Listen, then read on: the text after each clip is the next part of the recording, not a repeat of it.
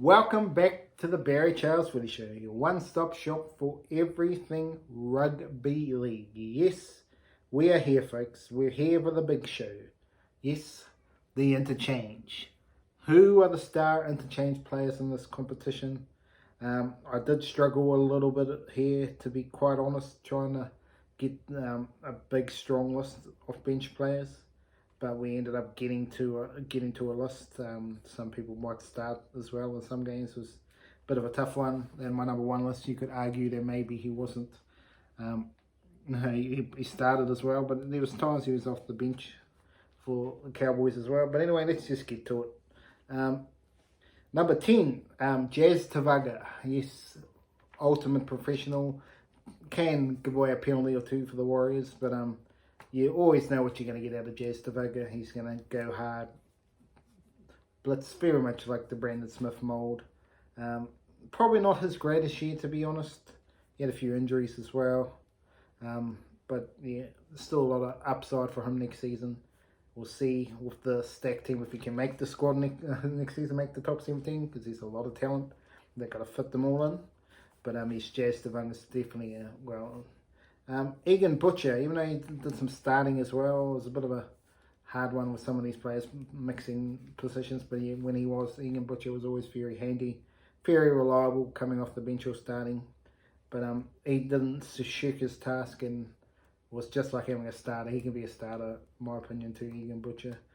Very consistent, very good. The Rabbitohs, Hamasele, had a few injuries throughout his career, which has sort of not helped him go to their next level, but he's certainly a great bench player coming off, brings some impact to the squad, starts as well sometimes, but yeah, Hamasele, very good player, very underrated.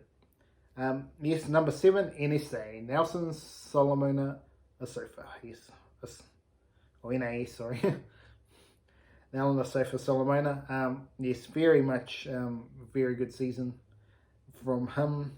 He did a bit of starting as well at times, but he's definitely a better bench player for mine. Just come off the back fence, boom. I could argue he needs a bit more mongrel, because I know he showed some mongrel with Bali there the one year when he did the punching and stuff. But in terms of when he plays the game, I think he could be a little bit more, needs a bit more brute force with the big man. Put some real big hits in more with the body he's got. He could do anything if he wanted to. So that's probably something for NAS needs to go on with going forward. Number 6, Widdamoo Greg. Yes, not Widdamoo Mason, but Widdamoo Greg. What a season he had. Gets his chance for the Kiwis as well. Widdamoo Greg, well done, sir. Well done. Great season from him.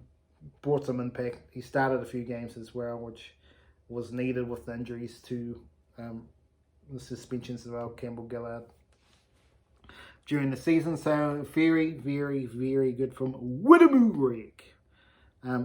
Number 5 on this list. He had a great start to the season. I talked about him being an Origin player, but then he sort of fell off the back fence the last bit of the season, and it was embarrassing when he played number 6, to be honest. He was not up to scratch in the kicking side, and defensively got a bit carved up, which can happen when you've been out of that sort of defensive line for a long time. We saw that with Braden Trindle when he went for his first game. He really struggled, but he really turned around after that. But yeah, Dylan Walker off the bench is a very ideal player. Play a lot of positions.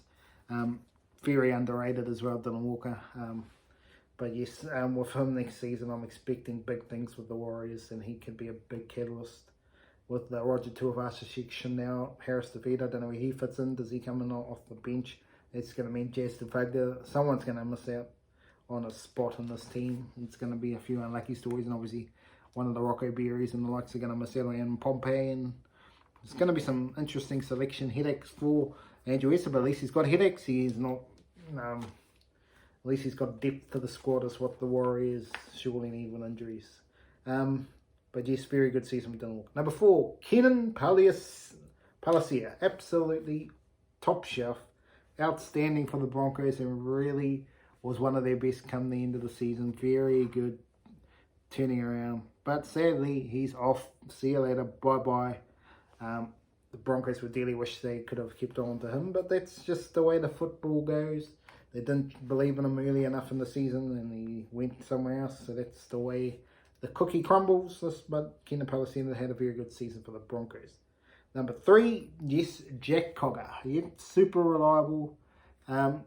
Was interesting he wasn't really in the team to start off the season. It was Jamin Salmon. But as soon as Jamin Salmon was like, see you later, mate, alligator.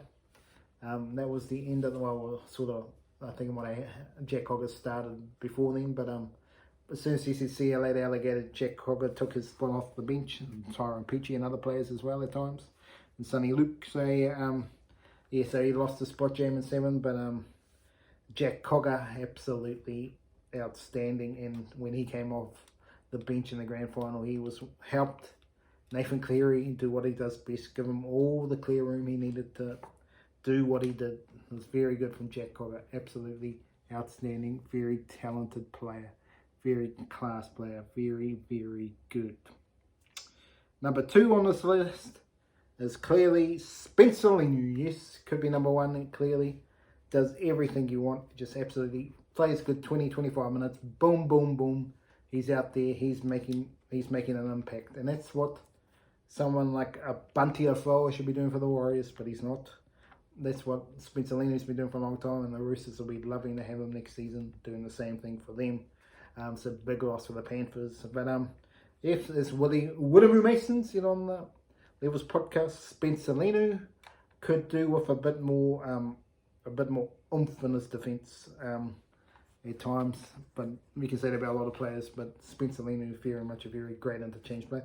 And my number 1 interchange player, and in a way, he does have origin, and maybe not so much for the Cowboys, but definitely Ruben Cotter is the best interchange player in the comp, in my opinion, because he can play so many roles from hooker. He can play in the back line if you need him to, but he can play everywhere from prop to second row, lock, hooker. I'm sure he could play in other positions in the back line if he really desperately needs someone to play somewhere in the centres defensively. Ruben Cotter will do a job for you. So he plays a lot of positions, and to me, he's the best interchange player in the comp. I know I would have left people out of this one. There's absolutely no doubt about it. I sort of just did this quickly. I didn't do a big whole lot of research into it. It was on my head. So don't bag me. Just say it in the comments, and I'll agree or disagree with you in the comments with the interchange players. But anyway, thank you so much for joining me here at the Barry Charles Footy Show, your one-stop shop for everything rugby league. Remember to like and subscribe to the channel, share this with all your friends, and we'll have plenty more of these coming up. We still got the hooker of the year, we got so many more. We're going to have the best player in the competition, worst buys, best buys, so many things to look forward to in the videos coming up.